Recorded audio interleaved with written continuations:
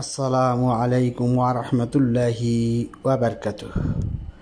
সাল্লাল্লাহু আলা নবিয়িল উম্মি ওয়া আলিহি ওয়া সাল্লাল্লাহু আলাইহি ওয়া সাল্লামা সালাতা ওয়া সালামান আলাইকা ইয়া রাসূলুল্লাহ।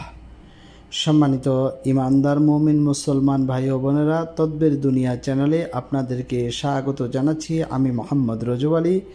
আজ আপনাদেরকে জানাবো জাদুটোনা দেওদানবের বদনজর বা মুখ দোষের তদবির সম্পর্কে, অর্থাৎ যে কোনো জাদুটোনা দেওদানবের বদনজর থেকে বাঁচার জন্য অথবা মানুষের মুখ দোষ হচ্ছে বেঁচে থাকার জন্য, রক্ষা পাওয়ার জন্য এমন কি তদবির রয়েছে যেই তদবিরটি সঙ্গে রাখলে এই সমস্ত এই দেওদানবের বদনজর কিংবা জাদুটোনাগুলো আপনার উপর কোনো প্রভাব ফেলবে না। সেই সম্পর্কে আজ আপনাদেরকে জানাবো। তবে তার আগে বলে রাখি, আপনি যদি আজ প্রথম আমার চ্যানেলটি দেখে থাকেন তাহলে চ্যানেলটিকে সাবস্ক্রাইব করে দিন, পাশে থাকা বেল আইকনটি বাজিয়ে দিন এবং অল সিলেক্ট করে দিন।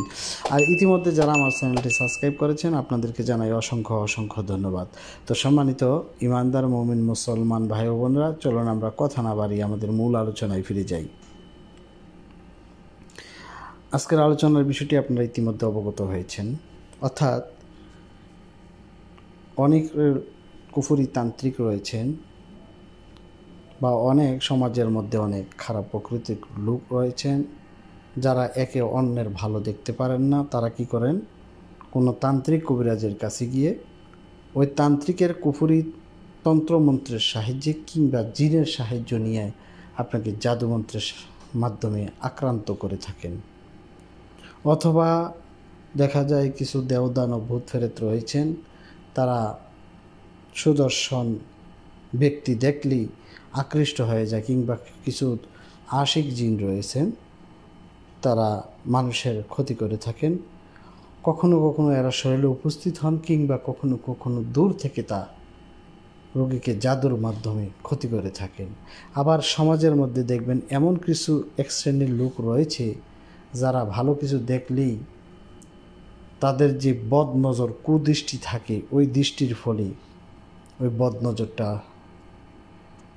আপনার শরীরের মধ্যে বৃদ্ধ হয়ে যায়, কিংবা কোনো ফসলাদির দিকে তাকালে ওই ফসলটা সঙ্গে সঙ্গে জলে পড়ে ছারকার হয়ে যায়।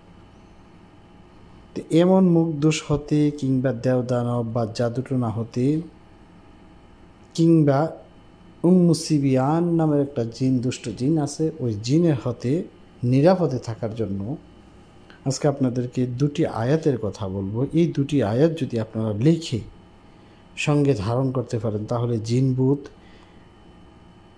উম্মুসিবিয়ান, মানুষের মুখ দোষ এগুলো হতে হেফাজতে থাকতে পারবেন ইনশাল্লাহ। আপনারা স্ক্রিনে এই আয়াত দুটি দেখতে পাচ্ছেন।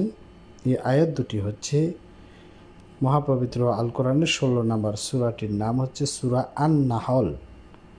এই সূরা আন-নাহলের 98 এবং 99 নম্বর আয়াত। আয়াত দুটি হচ্ছে বিসমিল্লাহির রহমানির রহিম, ফাইজা কারাতাল কুরআনা ফাস্তাইজ বিল্লাহি মিনাশ শাইতানির রাজিম ইন্নাহু লাইসা লাহু সুলতানুন আলাল্লাযিনা আমানু আলা রাব্বিহিম ইয়াতাওয়াক্কালুন।